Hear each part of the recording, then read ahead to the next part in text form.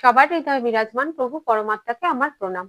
আমরা গত পর্বে শুনেছিলাম যে তিনি বলছেন যে যা কিছু যার যা যশ প্রাপ্তি হয়, যা সম্মান পায় পৃথিবীতে, যে কোনো জীবই হোক, সেটা স্থলচর হোক, জলচর হোক বা নভোচর হোক, সবাই কিন্তু সৎসঙ্গতির কারণেই সেটা পায়। তা আজকে আবার আমি সেই চপাইটা একবার পড়ে নিচ্ছি।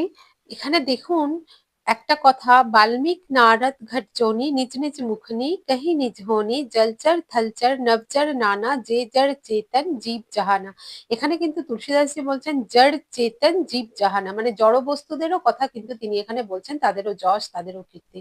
তাহলে আমাদের তো মনে হতেই পারে যে আবার জড় বস্তু কি করে কীর্তি প্রাপ্ত করতে পারে। তাহলে আমি এখানে রানা প্রতাপেরই যে বর্ম আছে, যে তলোয়ার আছে, তাদের কথাই বলি। তারা কোনো না কোনো মিউজিয়ামে তো শোভা পাচ্ছে এবং আমরা সেগুলো দেখার জন্য সেখানে কিন্তু যাই। তাহলে তারা কেন এই যশ কীর্তি এইসব অধিকার করে সেখানে শোভা পাচ্ছে, তার কারণ কিন্তু একটাই, সৎসঙ্গতি। তারা মহারানা প্রতাপের সঙ্গে তারা কখনো না কখনো তারা ছিল, সেই জন্যই, সেই সৎসঙ্গতির কারণেই। তাহলে এবার আমি আজকের চপাইটা আগে পড়ে নিই, তারপরে আমরা তার অর্থ আর ব্যাখ্যা শুনবো। এবার তিনি বলছেন, मति कीर्ति गति भूति भलाई जब जेहि जतन जहाँ जेहि पाई सो जानब सत्संग प्रभाव लोक कहु বেদ না আন উপাও। এবার তিনি বলছেন এই জগতে যত প্রাণী আছে তারা সবাই মতি কীর্তি গতি ভূতি লাই। মতি মানে বুদ্ধি, কীর্তি মানে কীর্তি ও যশ, আর গতি মানে এখানে সদ্গতির কথা বলা হয়েছে, আর ভালাই মানে ভালো যা কিছু তারা পেয়েছে। তাহলে পংক্তিটার মানে হলো যেখানে যত প্রাণী আছে তারা সবাই যত যশ, সমৃদ্ধি, বুদ্ধি, সদ্গতি যা কিছু পেয়েছে এই সংসারে, সেটা পশুই হোক, পাখি হোক, যে কেউই হোক, তারা পেয়েছে। জব যেহি চেতন যাহা যেহি পাই, যে যেখানে যা কিছু পেয়েছে। সো জানব সৎসঙ্গ প্রভাব, এটা জেনে নাও যে সেটা সৎসঙ্গের প্রভাবেই পেয়েছে বা হয়েছে, না হলে কেউ কিন্তু সেটা পাবে না। লোকে বেদ না আন উপাও, আর লোক, বেদের যত গ্রন্থ আছে তারা কিন্তু সবাই বলছে যে এই সৎসঙ্গতির পরিবর্তে অন্য কোনো উপায় নেই। মানে সৎসঙ্গতি ছাড়া কারোর জীবনে কোনো রকম সম্মান, যশ, কীর্তি কিছুই আসবে না। এবার তুলসীদাসজি বলছেন যে এই সংসারে যদি কেউ যশের প্রাপ্তি করেছে, সমৃদ্ধি পেয়েছে, পরোপকারী এই আখ্যাটা পেয়েছে, সবকিছুই কিন্তু সৎসঙ্গের কারণে, সৎসঙ্গেতেই মহিমার কারণে। সেটা নভচর হোক, স্থলচর হোক, আর জলচরই হোক। এবার উদাহরণ তো আমাদের জানতে হবে, আমাদের তো সবার মনেই প্রশ্ন আসবে যে এটা কি করে সম্ভব হয়। তা আমি সবার আগে বলি যে এখানে তো তিনি বলেছেন সব রকমের জীবের কথাই। তো মহারানা প্রতাপের ঘোড়া চেতক, আমাদের মনে তো প্রশ্ন আসবেই যে কি করে হচ্ছে, জলচরই হোক আর স্থলচরই হোক আর নভোচরই হোক, যেই হোক। তো মহারানা প্রতাপের ঘোড়া চেতক, কত যশ ছিল চেতকের আমরা কিন্তু সবাই জানি, চেতকের নাম সবাই জানে, কত প্রতাপী ঘোড়া ছিল, কিন্তু চেতকের নাম কেন অমর হয়েছে? স্থলচর ছিল তো, তার একটাই কারণ, মহারানা প্রতাপের সৎসঙ্গতির কারণ। এত শূরবীর একজনের সাথে থাকার কারণে, সেই পুণ্যাত্মা মহারানা প্রতাপের সঙ্গে থাকার কারণে কত বড় যশ, কীর্তি, বিভূতি, মান পেয়েছে চেতক। আর নভচর পাখি দেখে নিন, গুরু গোবিন্দ সিংজির কাছে তার বাজ পাখি ছিল, তো বাজও কত আরাধ্য হয়ে উঠেছে, কত শ্রদ্ধার পাত্র হয়ে গেছে সে। কেন? সৎসঙ্গতির কারণেই তো। আর জলচর, আমরা দেখি কত রকমের ডলফিনদের প্রশিক্ষণ দেওয়া হয়, তারা কত রকমের খেলা আমাদের দেখায়। তো তারা যে সৎসঙ্গতিতে থাকে, যে প্রশিক্ষক, যে গুরুর সান্নিধ্যে থাকে, সেই গুরুর কারণেই তারা কত যশ পায়। তাই তিনি স্পষ্ট বলছেন সংসারে যেখানে যে যত সুযশ পেয়েছে সেটা সৎসঙ্গতির কারণেই পেয়েছে।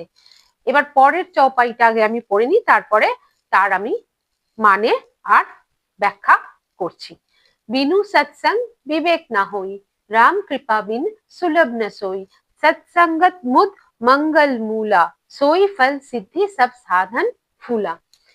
এটা কিন্তু প্রাণ পংক্তি এই পুরো অধ্যায়ের। বলছেন বিনু সৎসঙ্গ বিবেক না হই। এবার প্রশ্ন হলো সৎসঙ্গ করব কি করে? সমস্ত কথাই তো বলা হচ্ছে সৎসঙ্গের, কিন্তু করব কি করে? বিনু সৎসঙ্গ বিবেক না হই, আমাদের বিবেক কিন্তু জাগবেই না সৎসঙ্গ না করলে। আর রাম কৃপা বিন সুলভ না সই, যতক্ষণ না রামের কৃপা হবে ততক্ষণ আমরা সৎসঙ্গ করতেই পারবো না। এটা 16 আনা সত্য কথা। এটা কিন্তু শুধু তুলসীদাসজি বলছেন তাই নয়, আমি কিন্তু গুরু নানক দেবজির কথাও বলবো এখানে, যিনি সবসময় বলতেন যে আমাদের কারোর ক্ষমতাই নেই যে পরমাত্মার কৃপা ছাড়া তার কাছে যাওয়ার, তাকে ডাকার, তার সুমিরন করার, তার ভক্তি করার। পরমাত্মার যখন কৃপা দৃষ্টি হয়, তার মনে হয় সে আমাদেরকে ডাকে, তখনই আমরা তার কাছে যেতে পারি। আমাদের পায়ের সেই সামর্থ্যই নেই যে আমরা ভগবানের দিকে যাত্রা করতে পারবো। তো পরমাত্মার ডাক যখন আসবে, রাম কৃপা যখন হবে, তখনই একমাত্র আমরা সৎসঙ্গ করার সুযোগ পাবো। আর সৎসঙ্গ না করলে বিবেক হবে না। বড় রহস্যময় এই কথা। যখন রামের কৃপা হবে তখন আমরা সৎসঙ্গের দিকে এগোবো। এমন ব্যক্তির সঙ্গ করব যে ভগবান প্রাপ্তির জন্য সে এগিয়ে চলেছে, সে সেই পথে আছে, পরম সত্যকে সে প্রাপ্ত করে ফেলেছে। তো সেই সঙ্গ করলে তবেই কিন্তু আমাদের বিবেক জাগবে। এবার বলছেন সৎসঙ্গত মুদ মঙ্গল মূলা, যে সৎসঙ্গ আছে সেটা সমস্ত, মুদ মানে আনন্দ, আর মঙ্গল মানে যা কিছু শুভ, তার মূল। তার মানে সৎসঙ্গতি হলো সমস্ত আনন্দ, সমস্ত ভালোর মূল, সমস্ত কিছুর শেকড় সেটা। এবার বলছেন সই ফল সিদ্ধি সব সাধন ফুলা, আর এই সৎসঙ্গতি হলো সব থেকে বড় ফল, সিদ্ধি ফল। বাকি যা কিছু সাধন আছে সব কিন্তু ফুল। গাছে যখন ফুল ধরে তখন আমরা সবাই তো তার প্রশংসা করি, শেকড়ের কথা কিন্তু আমরা কেউ ভাবিও না, তার প্রশংসা তো অনেক দূরের কথা। কিন্তু বাস্তবে যদি অত সুন্দর ফুল গাছে ফোটে, তার আসল কারণ কি? মূল আর শেকড়। তাই তো ফুল অত সুন্দর হয়। যত মহান ব্যক্তি আছে দেখুন, আমরা সবাই যাদের প্রশংসা করে থাকি, কিন্তু তাদের মূলে কে আছে সেটা কিন্তু আমরা কোনোদিন ভাবি না। সৎ সঙ্গতি বা সৎ সঙ্গই কিন্তু তার মূল। তার তারা এমন সঙ্গতি করেছে, এমন মহান লোকেদের সঙ্গে তারা ছিলেন বা আছেন, যার ফলে তাদের বিবেক জেগেছে। আর তার ফলস্বরূপ তাদের এত যশ, এত কীর্তি প্রাপ্ত হয়েছে।